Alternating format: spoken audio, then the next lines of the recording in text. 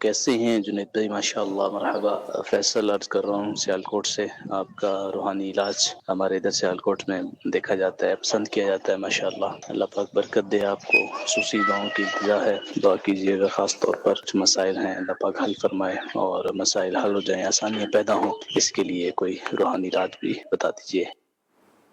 اللہ پاک عافیت والا معاملہ فرمائے، مسائل حل ہو جائیں اور مسائل سے ہم نکل آئیں. جو مشکلات میں، جو مسائل میں گھرے ہیں، ان مشکلات سے نکل آئیں. تو اس کے لیے نماز حاجات آپ ادا کریں. 2 رکعت نماز نفل ادا کریں اور نماز حاجات یہ ادا کریں. اس کا نیت اس طرح کر لیں کہ میں نیت کرتا ہوں 2 رکعت نماز حاجات واسطے اللہ تعالیٰ کے منہ میں کعبہ شریف کی طرف. اللہ اکبر. پہلی رکعت میں بھی سورہ فاتحہ کے بعد 3 بار سورہ اخلاص پڑھ لیں.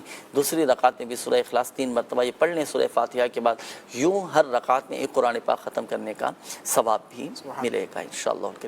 نماز حاجات ادا کر کے اللہ تبارک و تعالیٰ کی بارگاہ میں اپنے حاجتوں کے پورا ہونے کے لیے دعا کریں. انشاءاللہ الکریم حاجتیں پوری ہوں گی. اور یہ بھی عرض کرتا چلوں کہ اٹھتے بیٹھتے چلتے پھرتے کثرت کے ساتھ یا حیو یا قیوم برحمتی کا استغیث یہ آپ کثرت کے ساتھ پڑھا کریں.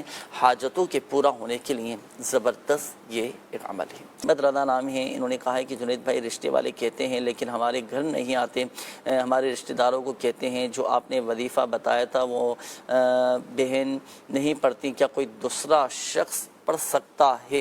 تو دیکھیں، اگر کوئی کسی کے شادی میں رکاوٹ ہو، کسی کے رشتے میں بندش ہو، وہ وظیفہ بھی نہیں پڑھ رہا، لیکن چونکہ ظاہر سی بات ہے ماں باپ کو فکر ہوتی ہے، تو ماں باپ کو چاہیے کہ پھر وہ یہ وظیفہ اس نیت کے ساتھ پڑھیں کہ ہمارے بچوں کی شادیاں ہو جائیں، ان کے رشتوں میں جو رکاوٹیں ہیں وہ رکاوٹیں دور ہو جائیں. رشتے نہیں آ رہے تو رشتے آنا شروع ہو جائیں. اب والدین نے کیا وظیفہ پڑھنا ہے؟ وظیفہ یہ پڑھنا ہے کہ آپ 20 مرتبہ یا رافعوں یا رافعوں یا رافعوں یہ وظیفہ پڑھیں. پڑھ کر اللہ پاک کی بارگاہ میں دعا کریں.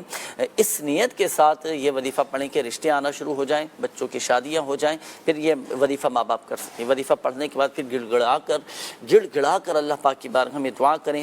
انشاءاللہ الکریم نیک رشتے بھی آئیں گے، بچوں کی جلد شادیاں بھی ہو جائیں گی. یہ اس صورت میں پڑھنا ہے کہ جب بچے یہ وظیفہ نہ پڑھیں. بچوں کے مخصوص وظائف ہوتے ہیں جن کے رشتوں میں رکاوٹیں ہیں، شادیاں نہیں ہو پا رہی، وہ وظیفہ نہیں پڑھ لیں. تو اب ایسی صورت میں پھر والدین یہ وظیفہ یا رافعوں 20 مرتبہ پڑھنا ہے، پڑھ کر اللہ پاک کی بارگاہ میں دعا کرنا ہے.